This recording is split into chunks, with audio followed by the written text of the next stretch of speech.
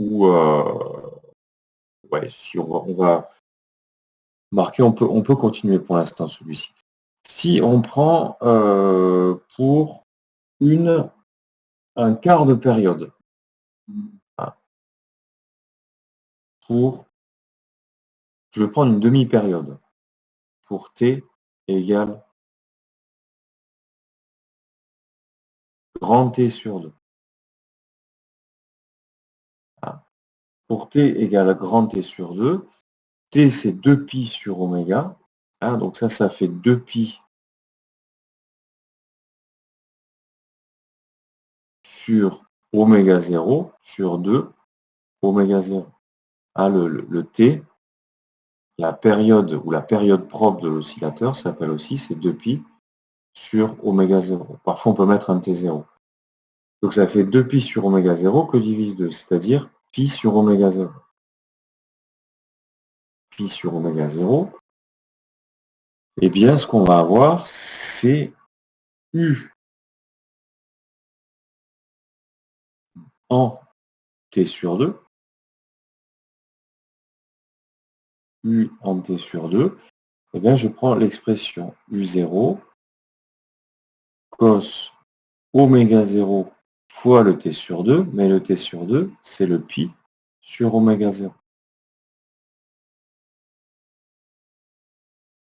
Donc ça fait cosinus pi, U0 fois cosinus pi, et le cosinus pi, eh ben, ça fait moins 1. Ah, donc ça fait moins U0. Si je fais U point de T sur 2, eh bien ça donne moins oméga 0 U0. Et de la même manière, je dois avoir le sinus pi. Sinus pi, et le sinus pi, ça fait 0. Donc je me retrouve avec un point pour t égale la demi-période qui a pour abscisse moins U0. Donc si ici j'ai U0, ici j'ai moins U0. Et pour ordonnée 0. Voilà, vous avez un second point du portrait de phase. Alors il faudrait le tracer symétrique ici. Voilà. On peut regarder ce qui se passe au niveau des quarts de période.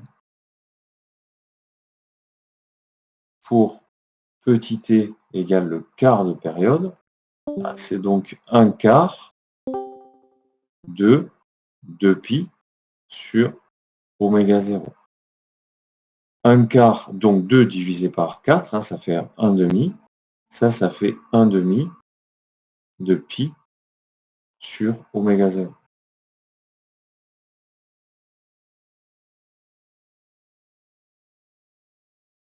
Pour le U en t sur 4, ben, je vais avoir un U0 cosinus, donc oméga 0 t, petit t, qui est égal à t sur 4, qui est égal à pi sur 2 oméga 0.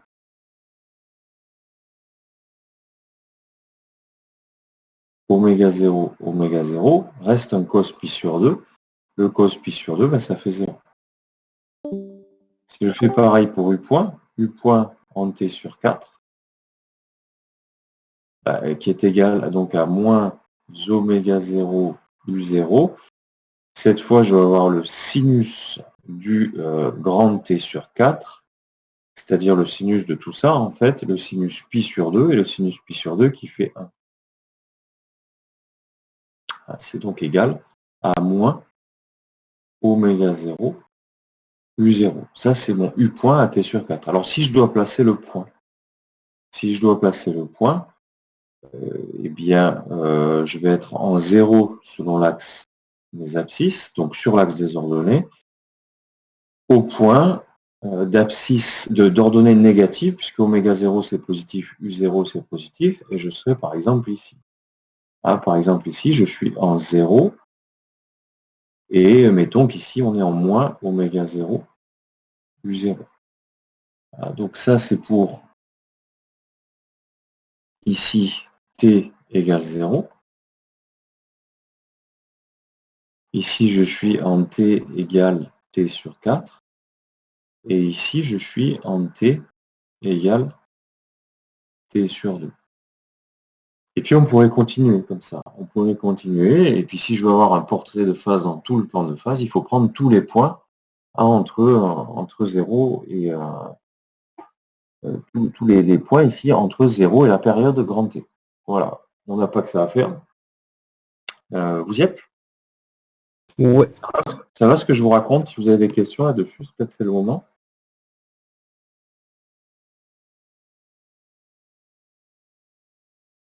Bon, je continue alors. Donc ça s'appelle une courbe paramétrée, encore une fois, parce que pour tracer la courbe, il vous faut fixer, pour avoir un point de la courbe, il vous faut fixer à chaque fois un paramètre. Et ce paramètre, c'est le temps, c'est le petit t.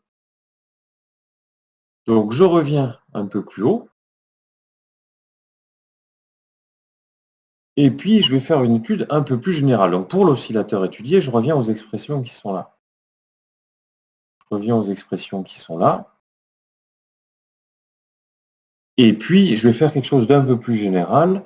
Alors, je vais appeler ça l'expression numéro 1.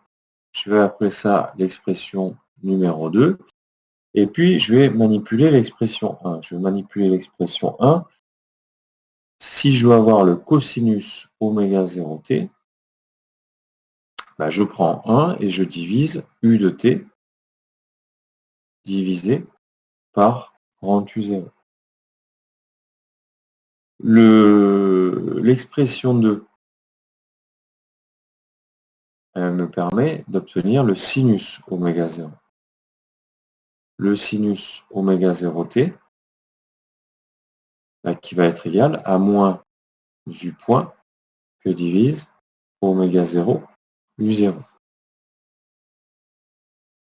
Ce que je cherche en fait, c'est l'équation de la courbe. Si je veux l'équation de la courbe, cette courbe, c'est celle qui donne U point en fonction de U. Donc il me faut une relation entre U point et U, mais en éliminant le paramètre temps. Ce que je cherche à faire, c'est éliminer le paramètre temps. Pour éliminer le paramètre temps, je vais utiliser le fait que cosinus carré oméga 0t plus sinus carré oméga 0t, ça fait combien ça? 1. Ça fait 1. Toujours, quel que soit t, de toute façon, ça fera 1. Quel que soit t, ça veut dire que quel que soit t, U sur U0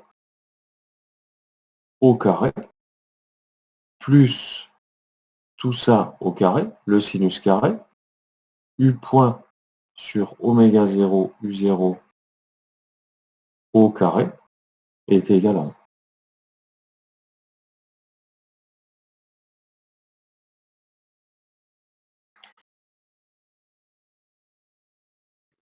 Alors, ce que vous avez vu, oui. Vous avez oublié un moins, non? S'il y a le carré, Alexis. Ah oui, c'est vrai. Avec le carré, il n'est pas indispensable. Ok.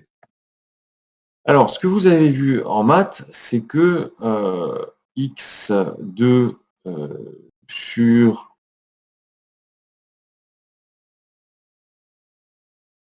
parenthèse mathématique, x sur a au carré plus y sur a au carré est égal à 1. Ça vous donne quoi comme courbe?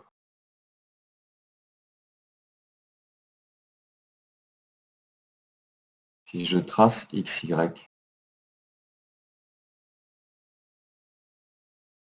Vous l'avez vu ça ou pas? Il me semble que oui. Moi, je peux tout souvenir. Alors, vous l'avez peut-être pas encore fait. Vous l'avez peut-être pas encore fait cette année. Et lorsqu'on a une courbe de ce type-là, en fait, on peut mettre un grand R. Mais la courbe d'équation x sur r au carré ou x2 sur r2 plus y sur r2, ou x2 plus y2 égale r2, ce qu'on peut montrer en maths, c'est que c'est un cercle. Si vous avez x, y, c'est un cercle de rayon r en fait. En fait, on l'a vu, mais pas comme ça. Peut-être x2 plus y2 égale r2. Enfin, nous, c'est pas ça, c'est par exemple, c'est x moins a au carré Oui, plus d'accord, d'accord. y au carré. Mais moi, je prends le centre à l'origine. D'accord? Je prends le centre à l'origine. Donc, hein, votre petit a et votre petit b, hein, c'est les coordonnées du centre du cercle, en fait. Donc, Oui, c'est ça. voilà. Donc, c'est un cercle de rayon 1. Bon, et bien, il se trouve qu'il y a une autre figure qui est de la même famille, entre guillemets, que le cercle, c'est l'ellipse. Une ellipse, c'est un ovale, pour faire simple. Et que quand on a une courbe d'équation, alors c'est pas un cercle ça, hein, parce que j'ai pas un x2 sur R2 plus un y2 sur R2. Mais j'ai un x2, hein, cette courbe-là, elle est du type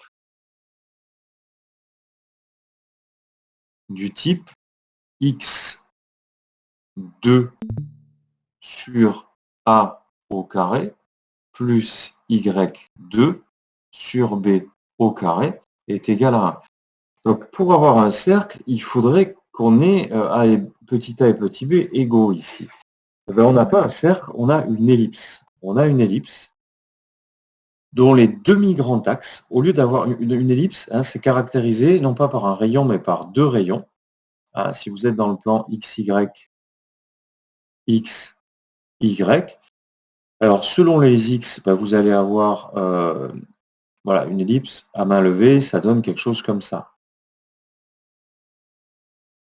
Vous allez avoir ici ce qu'on appelle le demi-grand axe, c'est ça. Et ici, vous avez le petit a, qui est là ici, et le demi-petit axe, qui est l'autre, ici, qui est le B, hein, qu'on retrouve ici dans l'équation. Bon, c'est pas à retenir par cœur, mais je vous en parle parce que vous connaissez l'équation d'un cercle, on peut passer facilement à celle de l'ellipse, ce qui n'est pas à votre programme, mais c'est pas grave. Donc l'équation qu'on obtient ici, je reviens à ça. L'équation qu'on obtient, c'est l'équation d'une ellipse dans le plan U, U point, dont les demi-grands axes sont U0, le demi-grand axe horizontal, et oméga 0, U0, le demi-grand axe vertical. Donc ici, vous avez votre demi-grand axe vertical, puisqu'ici, vous avez oméga 0, U0. Ici, vous avez votre B. Ici, vous avez la longueur petit a, qui est bien égale à U0. Ici, on est en U0. Et puis, on a une ellipse. Alors, on est parti de t égale 0 pour aller au quart de période, à la demi-période. Si on revient ici, on va être aux 3/4 de période symétriquement. Et puis, on va revenir à t égale 2π. Et la courbe qu'on obtient, eh bien, elle va avoir cette allure-là. C'est donc une ellipse qui se parcourt dans ce sens. Donc dans le sens des aiguilles d'une montre. Alors, à main levée, c'est pas évident.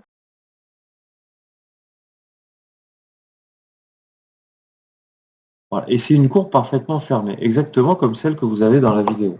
Parce qu'une fois que le pendule est revenu à sa position initiale, au bout d'une période, et bien comme il n'y a pas de frottement, il continue comme ça indéfiniment.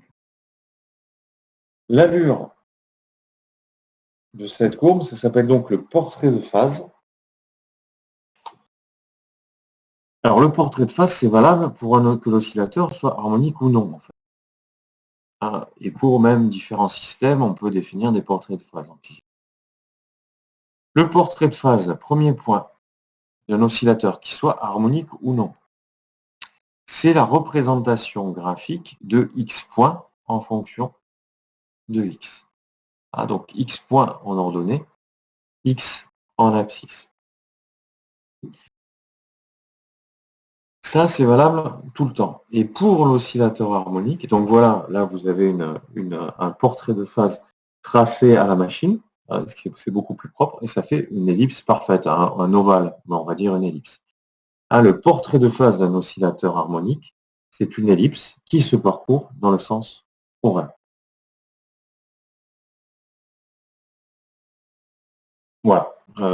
Sur ce portrait de phase, donc là l'idée c'était de comprendre d'où sortait ce portrait de phase, et puis la petite vidéo qui vous donne l'interprétation physique, de comment on peut tracer, à quoi correspond cette courbe cette courbe un peu théorique en fait. Alors, sur les 4 minutes de vidéo, il aborde aussi lorsque l'oscillateur est amorti. Lorsque l'oscillateur est amorti, donc j'avance juste un petit peu sur le cours. Lorsque l'oscillateur va être amorti, ce qu'il vous a montré, c'est que le portrait de phase, c'est plus une ellipse, mais on a ce portrait de phase qui décrit une spirale, comme ça, jusqu'à temps que l'oscillateur s'arrête. Et ce point haut, on va dire que c'est un attracteur, en fait. Voilà. Pour l'oscillateur amorti, on y revient juste après. On y revient juste après. Est-ce que vous avez des questions là sur le portrait de phase? Non, ça. Non plus. Puis si vous continuez à regarder la vidéo, alors vous le ferez si ça vous intéresse, il vous montre le portrait de phase, le portrait de phase d'une balançoire. Alors la particularité d'une balançoire, c'est que ça oscille, mais à chaque fois qu'elle passe en position basse, on la pousse, la balançoire, donc on y apporte de l'énergie, donc ça donne un autre portrait de phase. Voilà. Au niveau des exercices, on va peut-être d'abord rester sur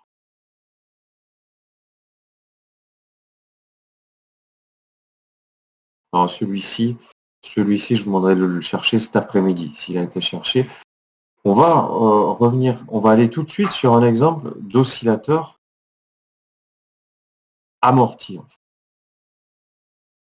Alors, c'est l'exercice 4,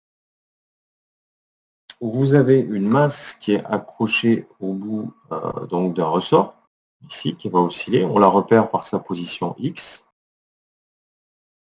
Et puis, on va modéliser des frottements fluides. Les frottements fluides, ce sont les frottements, la force de frottement. Ce sont des frottements qui sont proportionnels au vecteur vitesse. En fait. Et on les modélise par un vérin. Le vérin, c'est ce qu'on a sur un coffre de voiture. Par exemple, vous avez 2 vérins qui tiennent le coffre. Et ça, typiquement, c'est un frottement fluide, le vérin. Plus vous essayez de fermer ou d'ouvrir votre coffre vite, en fait, et plus vous sentez que ça force. Typiquement, un vérin, ça modélise une force de frottement fluide. Donc déjà, dans un premier temps, appliquer le principe fondamental de la dynamique pour trouver l'équation différentielle sur x de t. Voilà, je vous laisse... si vous avez des questions là-dessus? Bon, écoutez, donc dans ces cas-là, je reviens à... Donc vous avancez, première question, voir les autres questions.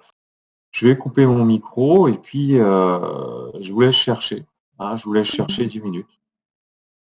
Vous pouvez chercher 10 minutes et dans 10 minutes, je vois où est-ce que vous en êtes.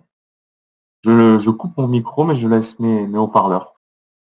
Voilà, donc n'hésitez pas, vous pouvez m'interpeller si vous avez des questions.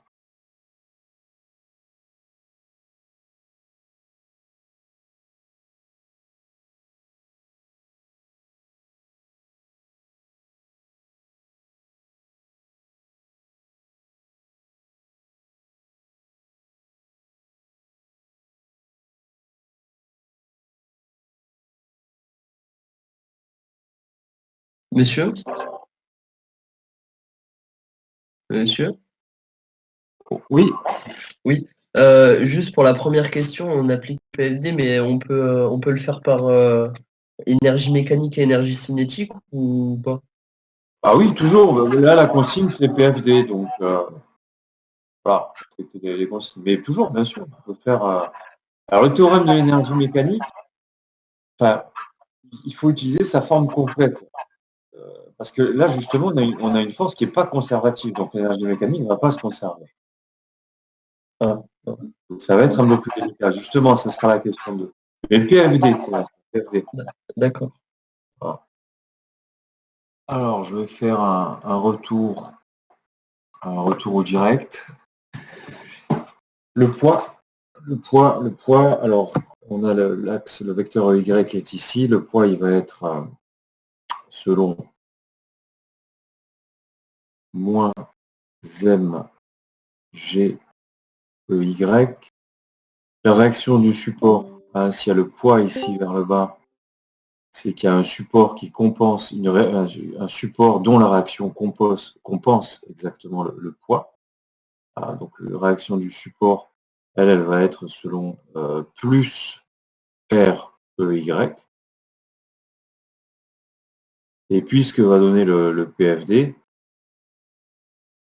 c'est que ça va compenser exactement le poids et que ça va être mg EY.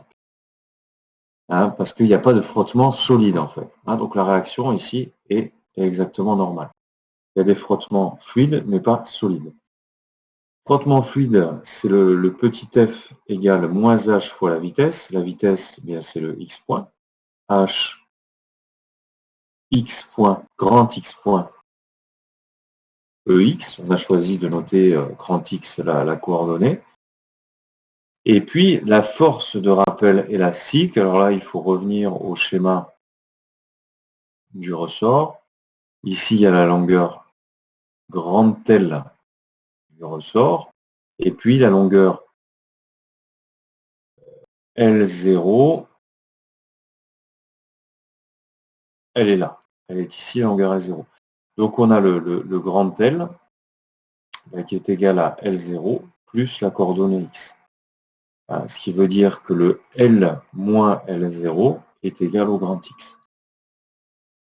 Donc la force de rappel élastique, donc c'est moins K, L moins L0, c'est-à-dire X, fois le vecteur EX.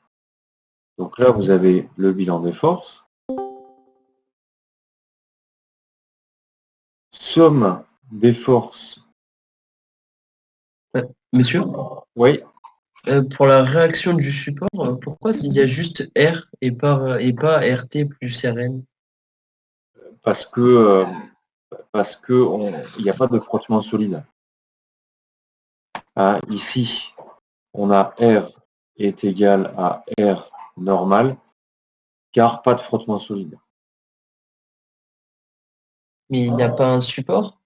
Je comprends pas. Si, il y a un support, mais on va négliger. On peut s'en sortir en disant que le support est assez lubrifié et qu'on néglige les frottements solides, en fait. Mais c'est pas précisé ça.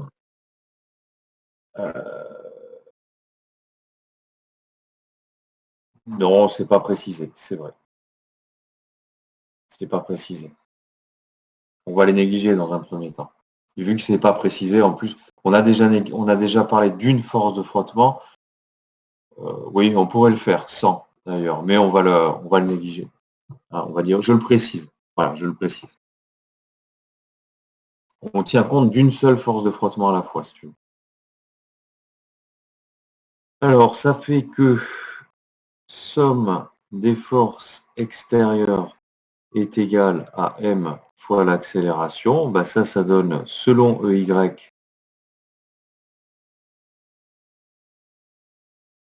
bah, en fait, c'est ce que j'ai déjà écrit ici. Ça va vous donner R moins mg est égal à 0 parce qu'il n'y a pas de mouvement selon Y, hein, ce qui donne R égale mg.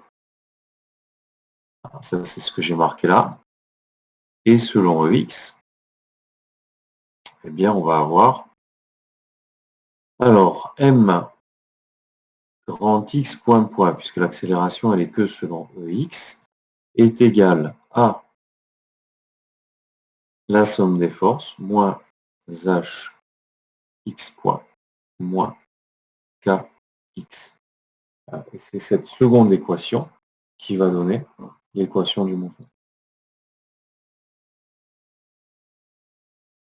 X point plus H sur M X point plus K fois le X, je pourrais rajouter X de T pour rappeler que c'est X qui dépend du temps, est égal à 0.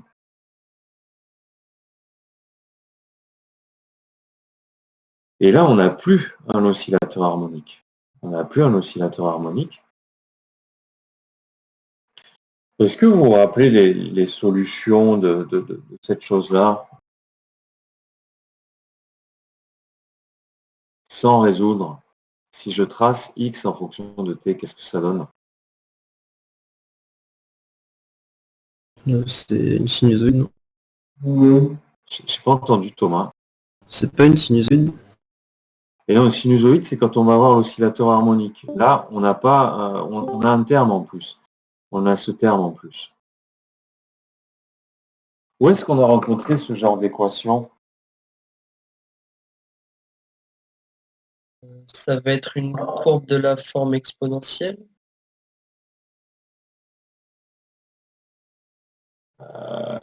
Ouais, pas toujours. Il va y avoir des exponentielles qui traînent, oui. En fait, ça va être à rapprocher d'un truc, mais d'un truc qu'on a vu. Dans quel domaine est-ce qu'on a vu ce genre? Ouais, voilà, condensateur. Alors, condensateur, Quentin, mais pas que condensateur, en fait. C'est quand on a un circuit, il faut qu'il y ait L, C et R. Hein, ça va être à rapprocher de X, D2X sur DT2, hein, donc le X point point, plus oméga 0 sur Q, Q étant le facteur de qualité dx sur dt, plus oméga 0 carré, x de t, égale 0. Et ça, il y a différents régimes. Il y a différents régimes, c'est-à-dire soit ça va osciller en s'amortissant, hein, ça c'est le régime pseudo-périodique. Soit ça va aller directement à 0, en tout cas vers le régime permanent, et ça sera le régime apériodique. Ça vous rappelle des choses? Donc ici, on a une équation différentielle pour l'oscillateur amorti. On verra le détail de ces solutions. Hein, on verra le détail de ces solutions. Et c'est pas étonnant, puisqu'on a bien un amortissement fluide. Ici, on a bien des forces de frottement qui vont amortir les oscillations. Alors, je vais... Monsieur, il manque le K divisé par M dans l'équation. Ouais, si, il y a le K divisé par M, bien sûr. Il y a le K divisé par M, tout à fait. Merci.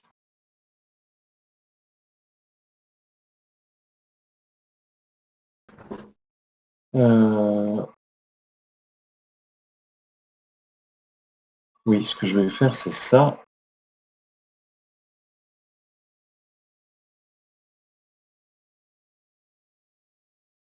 Ce que je vais faire, c'est ça. Alors, calculer DEM sur DT. Calculer DEM sur DT. Vous avez des questions sur cette première question?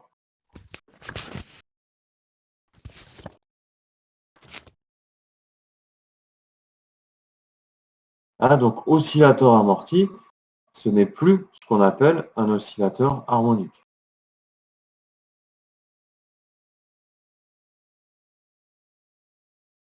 C'est le pendule qui vous est présenté dans le film, ça. C'est un exemple aussi, pour lequel on va retrouver la même équation. Dans la question 2, on cherche à évaluer DEM sur DT égale. Alors, le DEM sur DT, moi, ce que je vous avais dit, c'était que lorsque le mouvement est conservatif, le DEM sur DT est égal à 0. Mais ici, on a un mouvement qui n'est pas conservatif. Hein, ici, la force de frottement, hein, F est égale à moins HV, qui est non conservative. Hein. Une force de frottement, c'est toujours non conservative. Travail. Donc, vous avez le mouvement qui n'est pas conservatif. Et donc,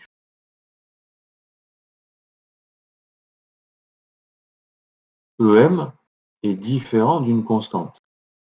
Ah, donc votre DEM sur DT, il n'est pas égal à 0.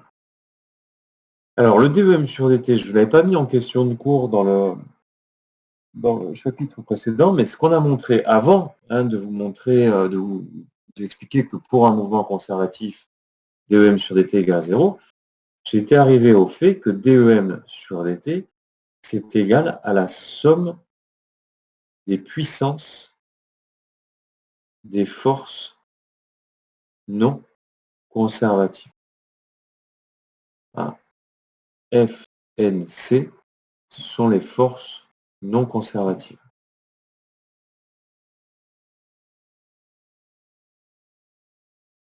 Voir le chapitre 19. Alors, je ne l'avais pas mis en question de cours parce que c'est à la limite, du programme, donc c'est peut-être pas à retenir par cœur, mais on va l'utiliser ici.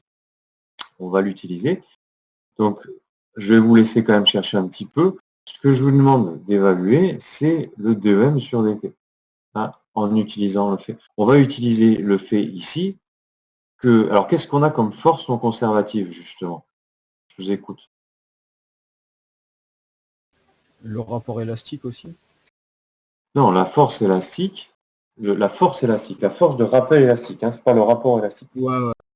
La force de rappel élastique, c'est une force conservative, parce que on peut définir une énergie potentielle. Donc ça, par contre, il faut s'en rappeler. Il n'y a qu'une seule force non conservative, c'est laquelle ici? C'est les frottements. C'est les frottements fluides. Donc la somme des puissances des forces non conservatives, c'est juste la puissance de la force de frottement. Je vous laisse chercher. Donc F scalaire V, etc. Il faut développer. Et donc, répondre à la question. Allez-y. La question, c'est calculer DEM sur DT et puis conclure. Je coupe mon micro, mais je reste pas loin.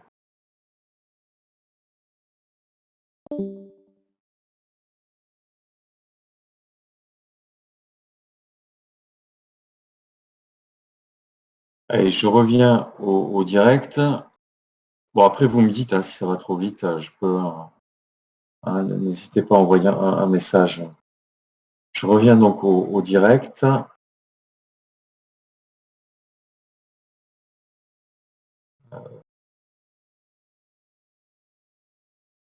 Alors, donc DEM sur DT, c'est la somme des puissances des forces non conservatives.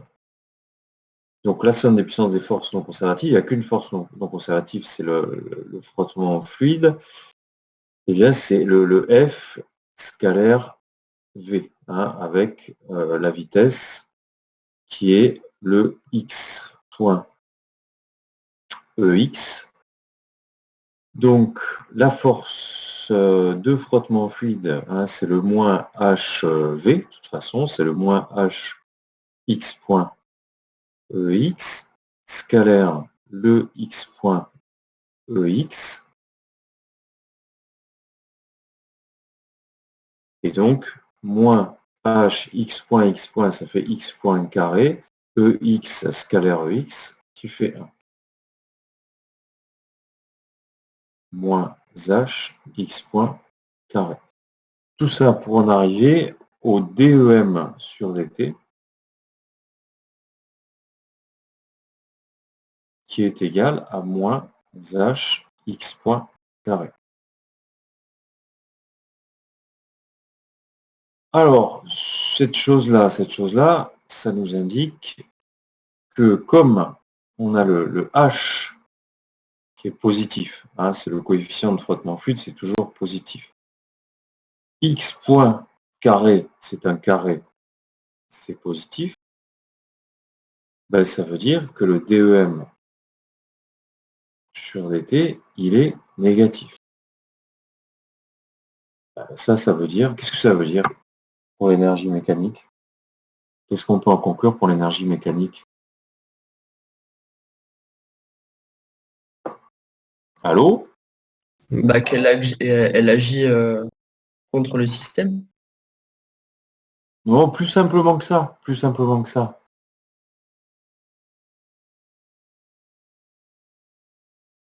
Juste en regardant l'aspect mathématique, qu'est-ce qu'on peut en déduire pour la fonction énergie mécanique? Elle diminue. Décroissance. Ouais, l'énergie mécanique diminue au cours du temps, tout simplement.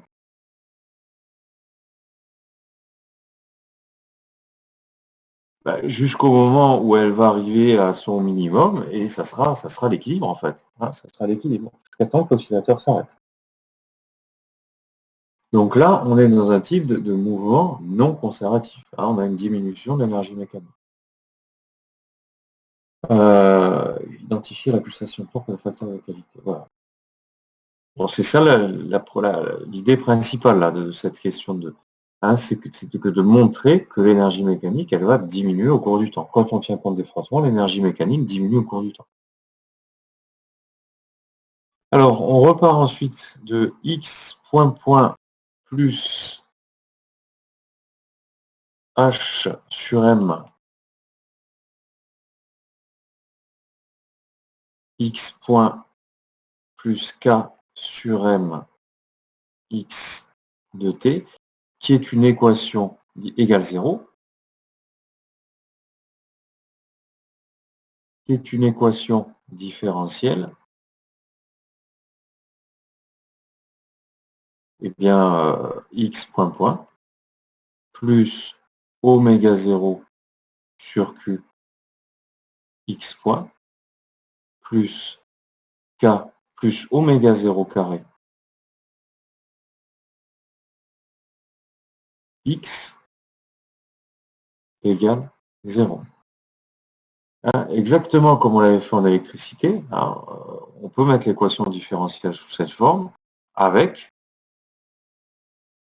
eh bien, oméga 0 sur q, je l'identifie au facteur qui est devant x point, c'est-à-dire le h sur m, et le oméga 0 carré, qui est égal au facteur devant le x, qui est le k sur m.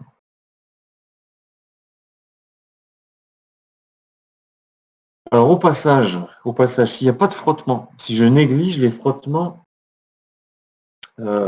fluides, dans une petite parenthèse, si h égale 0, hein, on retrouve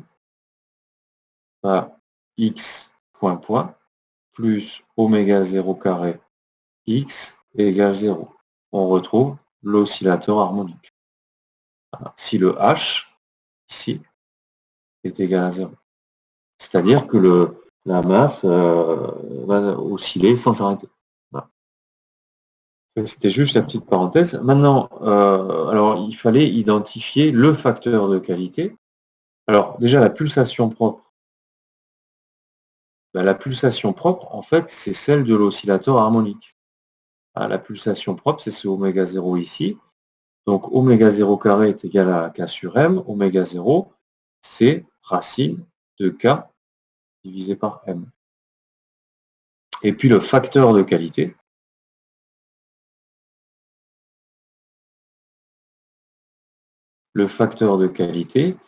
eh bien c'est le Q ici. Alors si j'inverse ici, ça fait Q sur oméga 0 est égal à m sur h. Donc ça fait oméga 0 que multiplie m sur h. Et puis je l'exprime en fonction des données. En fonction des données qui sont h, k, m. Donc c'est-à-dire k sur m racine que multiplie m divisé par h. Alors ça fait fraction racine de k que multiplie m divisé par racine de m que multiplie h. M divisé par racine de m, eh bien, ça fait racine de m au numérateur. Et donc ça fait km racine divisé par h. Et ça, c'est l'expression du facteur de qualité de l'oscillateur.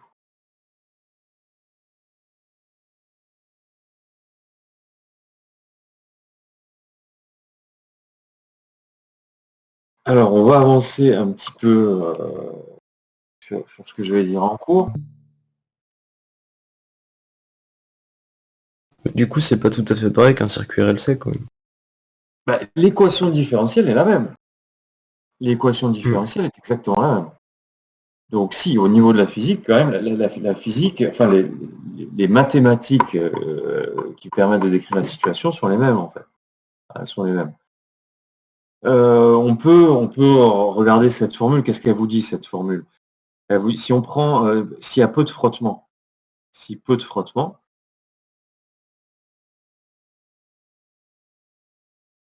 ça veut dire un H petit.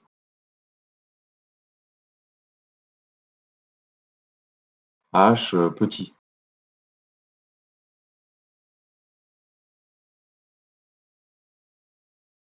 Un H petit, ça vous donne un facteur de qualité grand.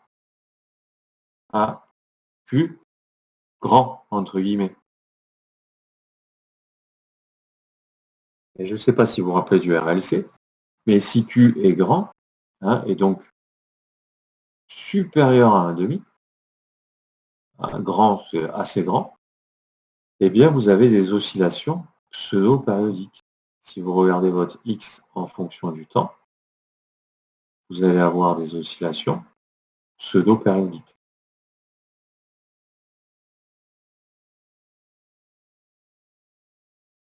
Oscillation amortie. Oscillation amortie, et c'est pseudo-périodique.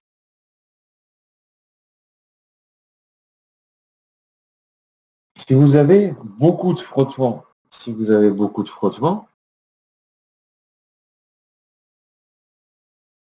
eh bien vous avez un H grand et vous allez avoir un Q petit. Petit, assez petit, on va dire inférieur à 1,5. Ben, lorsque c'est inférieur à 1,5, c'est le régime apériodique. Si vous regardez votre X de T, on va partir de la position X0 et puis on va rejoindre le 0 sans oscillation. Hein, ça, c'est le régime apériodique.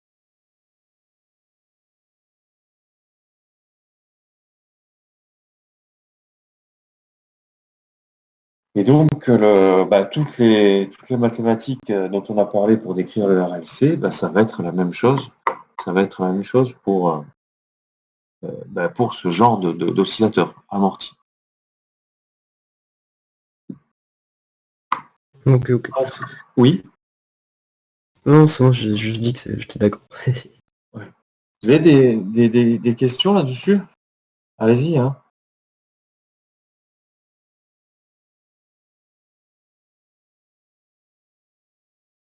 Bon, écoutez, ça a l'air d'aller. Si ça va, on repasse à la fiche de cours.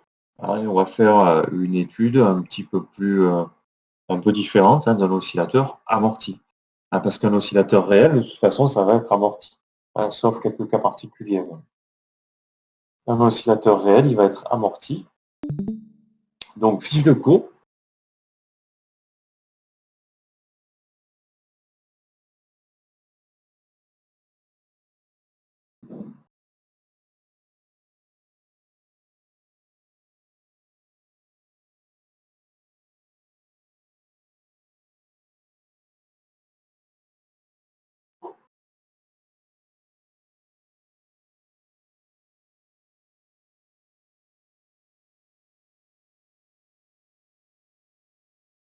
Là, vous y êtes?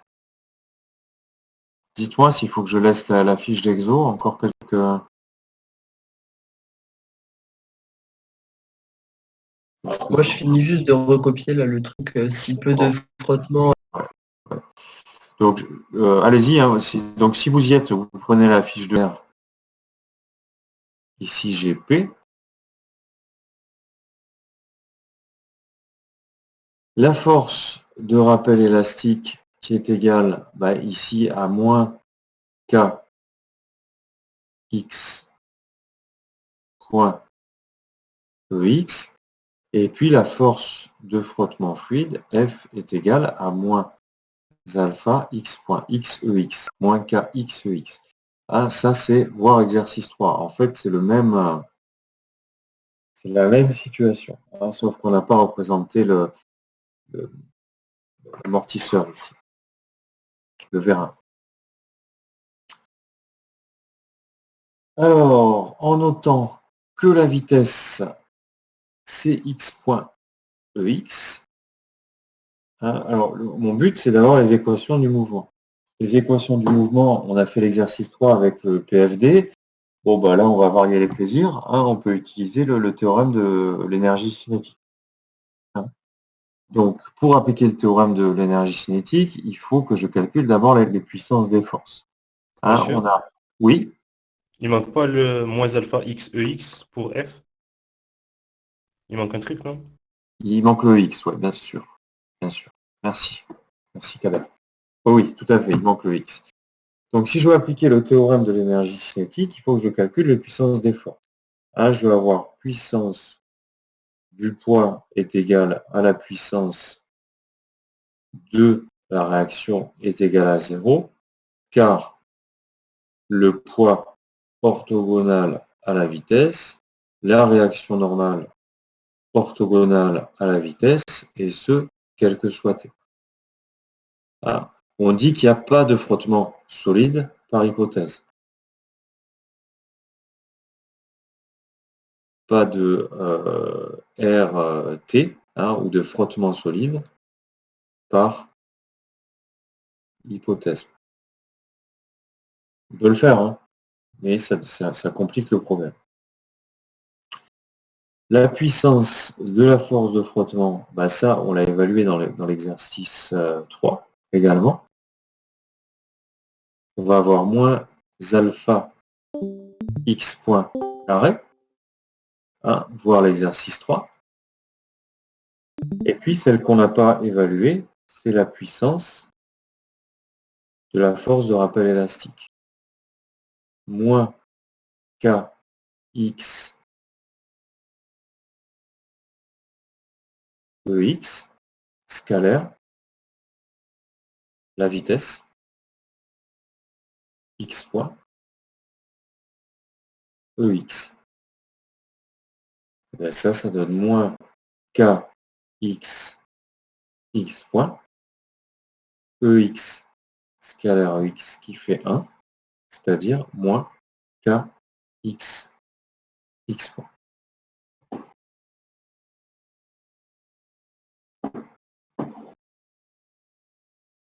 Après, c'est le théorème de l'énergie cinétique.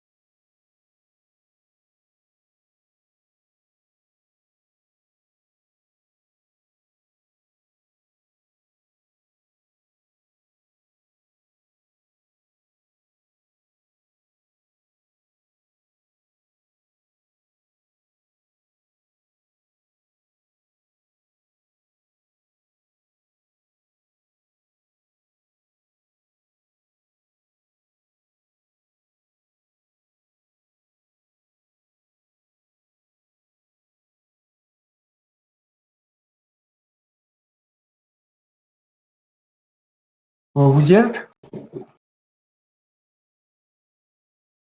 Vous êtes là? Vous êtes toujours là? Oui, oui. Ouais. Allez, on continue. Donc, l'énergie cinétique, ça s'exprime par ça. J'ai l'énergie cinétique, j'ai les puissances des forces. Je vais écrire que le théorème de l'énergie cinétique, donc d EC sur dt est égal à la somme des puissances des forces extérieures, qu'elles soient conservatives ou pas. Le DEC sur dt, d sur dt de 1/2 de mx point carré, la somme des puissances des forces. Donc il y a 4 forces, 4 puissances, sauf qu'il y en a 2 qui sont nulles. Et il va me rester moins alpha x point carré moins kx x point. Quand je dérive ça, ça donne 1/2 de m fois la dérivée de x point carré, donc fois 2x x point est égal à moins alpha x point carré moins kx x point, 1/2 fois 2, et puis je peux factoriser par x point. X point, facteur, de ce côté-là, gmx. Ça, en ajoutant, je le fais passer de l'autre côté, plus alpha x point plus kx est égal à 0. Là, vous avez deux possibilités. Hein. Le produit de ces deux termes est égal à 0. Ça veut dire que vous avez soit x point de t est égal à 0, quel que soit t. Et ça veut dire que la masse est immobile. Ah, immobilité.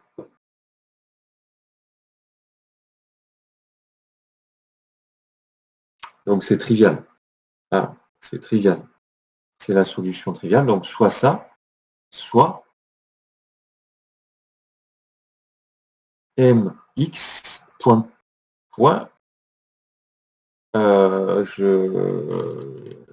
j'ai oublié quelque chose là. J'ai oublié quelque chose. Ici, c'est pas x point, c'est x point. Hein, quand je dérive x point carré. Donc ici, j'ai un m x point. Ça veut dire que m x point plus alpha x point plus le kx est égal à 0. Et là, j'ai l'équation du mouvement. Là, j'ai l'équation du mouvement.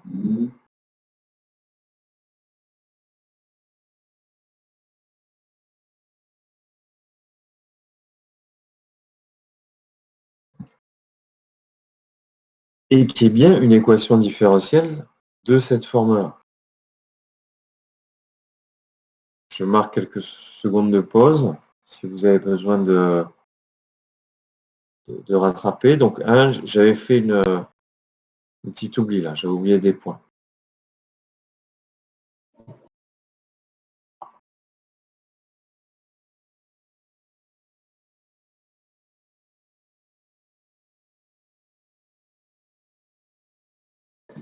Donc, on a bien une équation différentielle de cette forme-là. En fait, il suffit que je divise par m, puisque si je divise par m, l'équation du mouvement, c'est bien. Comme on a x point plus alpha sur m, x point plus k sur m, x est égal à 0, et bien ça va donner oméga 0 carré, je compare au facteur qui est devant le x, ici, c'est égal à k sur m. Ça vous indique eh bien, que oméga 0, c'est le racine de k sur m.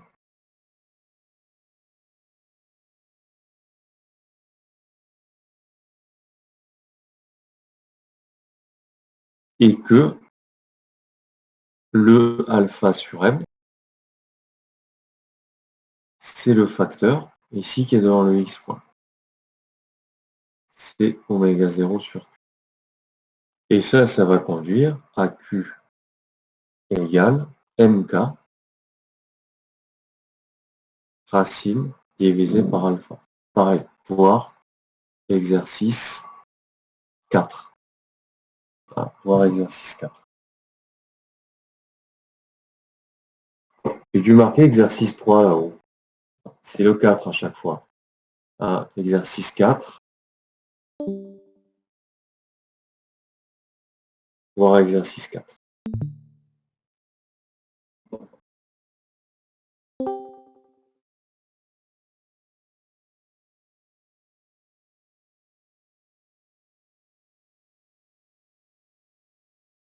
On a déjà vu ce type de solution, pour résoudre l'équation différentielle, donc on écrit l'équation caractéristique, R2 plus oméga 0 sur QR plus oméga 0 carré égale 0, et que le discriminant, c'est B carré moins 4AC, et on l'écrit, si vous faites B carré moins 4AC, ça fait oméga 0 sur Q au carré moins 4 fois 1 fois oméga 0 carré.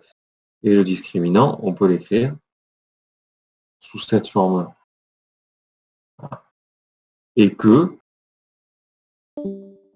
le signe du discriminant, et donc la solution de l'équation différentielle, elle est directement reliée au facteur de qualité. Si vous avez un Q plus petit que 1,5,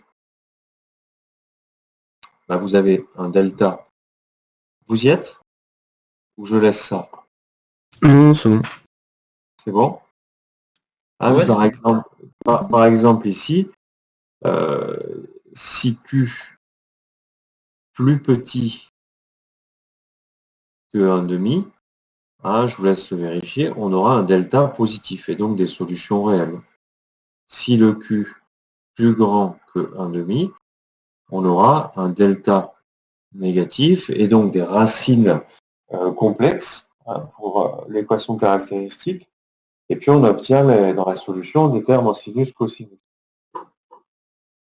Oui, bon anniversaire Thomas. Merci.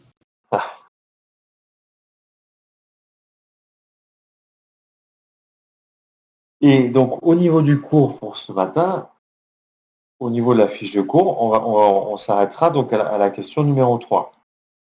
À la question numéro 3 que je vais commenter.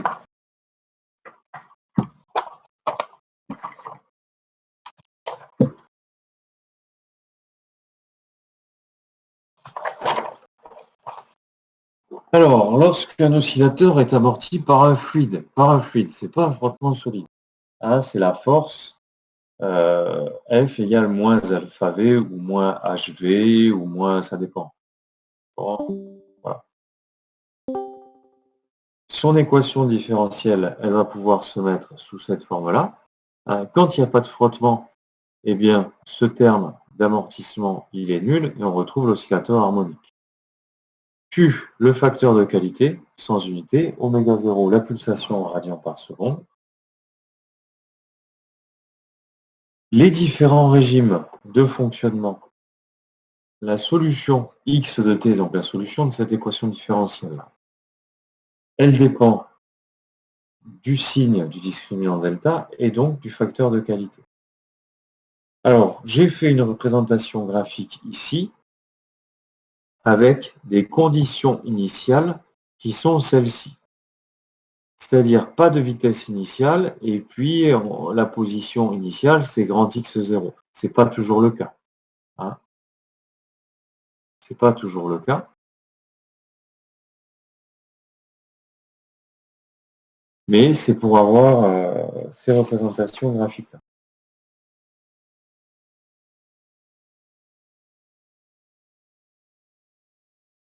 Si Q est plus grand que 1,5, on a un régime qui est pseudo-périodique.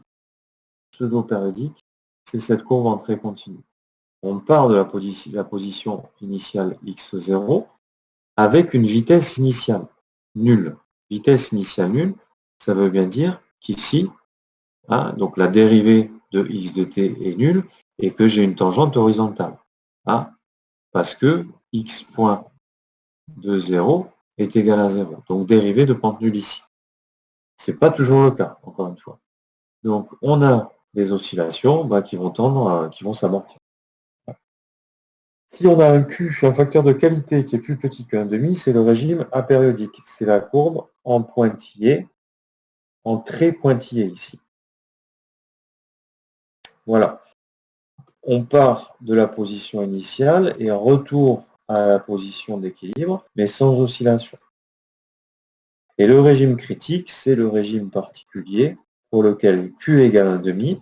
Alors vous avez deux racines, vous avez une seule racine, double, hein, pour l'équation caractéristique. Et en fait, le régime critique, toujours pareil, là on peut s'en rappeler, ça correspond à l'établissement le plus rapide du régime permanent. Ici. Hein, typiquement, si on conçoit une suspension de voiture, elle va être d'autant plus efficace. Pour qu'elle soit le plus efficace possible, il faut qu'elle soit le plus proche possible du régime critique. Hein, le but d'une suspension de voiture, c'est d'enlever les oscillations et de revenir le plus rapidement possible à l'état initial, en fait, à la voiture, à la roue au plus proche de la route. Hein. Voilà. L'aspect énergétique. L'aspect énergétique, comme il existe une force non conservative, hein, c'est la force de frottement fluide, le mouvement n'est plus conservatif. Hein. Ça, c'est voir le chapitre précédent. Le DEM sur dt est égal à la somme des puissances des forces non conservatives. Voir exercice 4. Donc l'énergie du système diminue au cours du temps. Ce qu'on peut montrer, c'est que de toute façon, ça sera forcément négatif. Hein, ça se montre dans le cas général, en fait. L'énergie du système diminue au cours du temps, hein, dans le cas où il y a des frottements. Alors si c'est une balançoire, on compense ces frottements en poussant, hein, en rajoutant de l'énergie aussi. L'énergie diminue au cours du temps jusqu'à l'arrêt de l'oscillateur et on va avoir des portraits de phase qui vont avoir cette allure. Voilà. Pour le cas pseudo-périodique, on part ici eh bien de x0, 0. Et puis, au bout d'une demi-période, eh ben, on voit que l'amplitude a diminué à cause des frottements, etc. Au bout d'une période, l'amplitude a encore diminué et la vitesse diminue comme ça. Voilà, ça trace cette courbe comme ça en spirale. Alors, je ne vous fais pas la partie théorique là, pour la spirale parce que c'est un peu compliqué, ça n'a pas grand intérêt, mais juste bien comprendre que de toute façon, comme la vitesse va diminuer et que au fur et à mesure l'amplitude va diminuer aussi, on se retrouve avec une courbe en forme de spirale. Lorsque le régime est apériodique, eh ben, il y a retour à la position d'équilibre sans oscillation. Hein, sans oscillation. Ça peut avoir cette allure-là, ça peut avoir cette allure-là aussi. Hein. Mais en tout cas, il y a retour à la position d'équilibre. On voit que la vitesse augmente au départ ici. Alors elle augmente par valeur négative, mais en valeur absolue, elle augmente. Et puis elle diminue jusqu'au retour à l'équilibre. Dans les deux cas, ce point de retour à l'équilibre, là, haut, ça s'appelle un attracteur. Monsieur, Oui. j'ai pas compris là. J'étais en train de noter là, le que vous avez fait sur le régime apériodique. Ça coupe, Esteban, ça coupe. J'ai pas compris le trait que vous avez. Ça peut avoir cette forme-là. Ça peut avoir cette forme-là, ça peut avoir cette forme-là. Ça pourrait avoir cette forme-là aussi. Voilà. Si on part d'une position plus petite et que on compte les vitesses, ça dépend de l'axe qu'on a choisi pour compter les vitesses. Voilà, c'est différents exemples. C'est différents exemples. D'accord.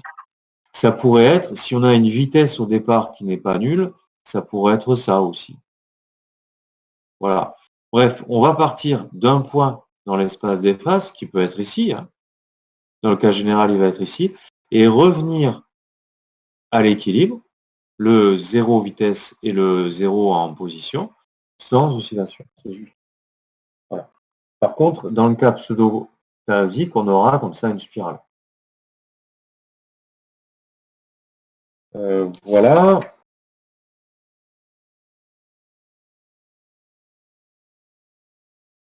Alors, il y a un exercice avec l'oscillateur mécanique avec frottement.